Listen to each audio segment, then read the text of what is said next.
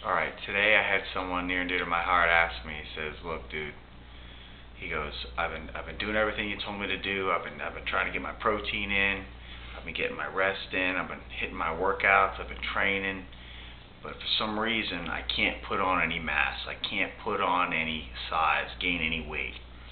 You know, what am I doing wrong? And I go, look, you know, are you making sure you're training till failure on your sets? And what I mean by that is when you're trying to train for mass, you want to work your white muscle tissue, okay? Here's the difference. I know you've probably heard of people talking about fast twitch and slow twitch muscle fibers. Well, that also holds true when it comes to bodybuilding, okay? Even powerlifting. Your white muscle tissue is your fast twitch fibers, okay? For example, okay, you take a sprinter, you look at a world-class sprinter and compare them to a distance runner, okay?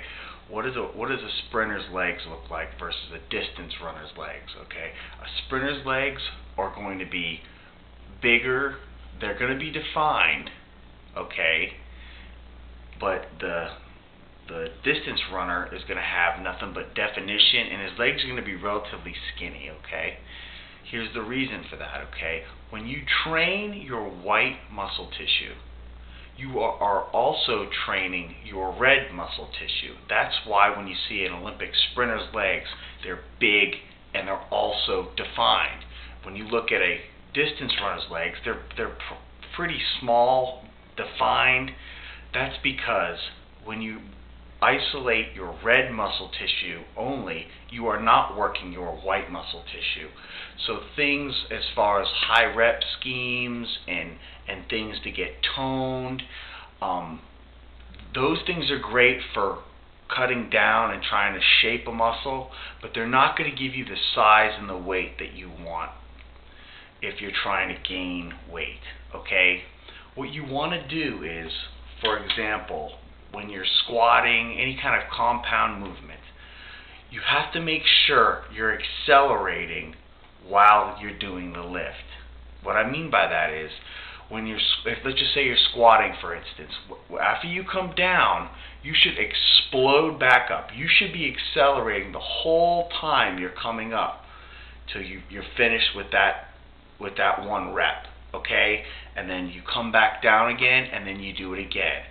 Failure, what I mean by failure is not to where you can't lift the weight anymore, is to where you can't make that weight accelerate as you're coming up. You're just kind of lifting it at the same speed. At that point, you have to drop your weight down, okay, or stop lifting the weight. That's a good determination of where you should be at when you're doing your sets, okay? This is something that Joe Weider came up with years ago, and it's helped a lot of athletes out over the years, and a lot of people swear by it. Diet and nutrition also come into play with trying to gain weight. You're going to need those calories.